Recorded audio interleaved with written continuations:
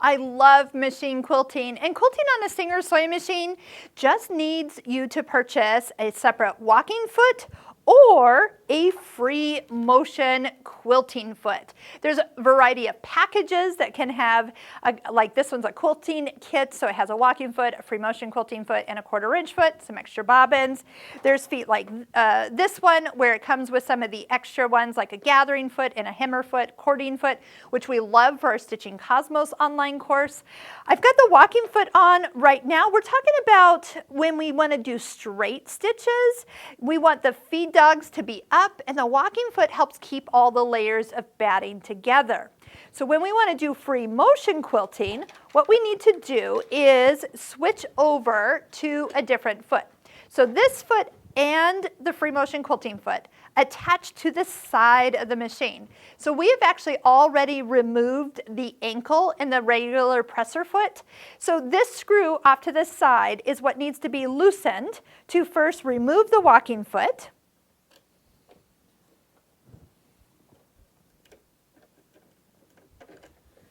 And replace it with the free motion quilting foot. Do keep in mind there's a little extra piece of metal here at the top. It does need to kind of sit above the screw that takes your needle in and out. That is where it's supposed to be. When you do get everything replaced, make sure this screw gets really tightened securely. That way, as it's kind of hopping, which you'll see it in a second hop, it doesn't wiggle itself loose. So don't be afraid to give this a little extra turn when you tighten it. The other thing that we need to do is lower the feed dogs for the machine. And to do that, you're sliding the accessory box off. And back behind the machine on the free arm, back here, there's a lever, and we're going to push it that way. Click, you kind of heard them move, and now they're below the throat plate. Do keep in mind when we go to bring them back up and bring that lever to this direction, they do not come up until you take a stitch. So just know that when you're done free motioning, maybe slide those feed dogs back and re-engage them, and then just take a stitch. You can do needle up, needle down, or just sew a straight stitch, and that will work. So I've pushed them back that way. They will stay down. We'll slide that accessory box back in place. That work surface is nice to be a little wider to support what you're working with. So do note that this machine will sew with the presser foot up. So right now it's hard to tell, is that foot up or is the foot down? And it is actually up. So make sure that you lower it to engage the machine to sew correctly. And I'm going to start by bringing the bobbin thread up. So I'm going to take a needle down and needle up and then lift up the foot.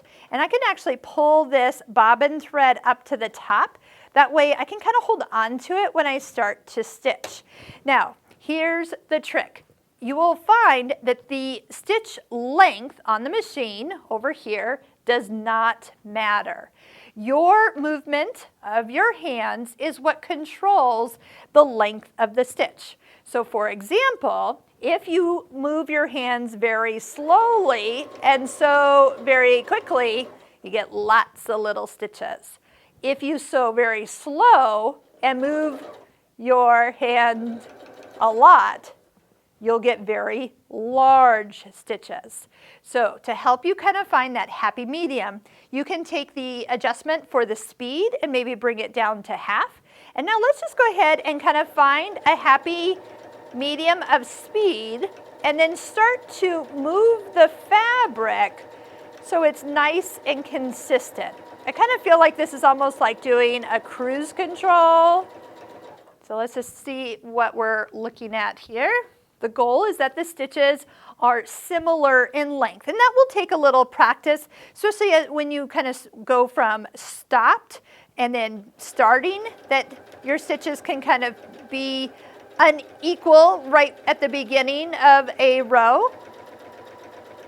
But the more you practice, the easier it gets. If this is a little too slow, you can always speed it up, just that you need to kind of be prepared that your hands need to move a little faster.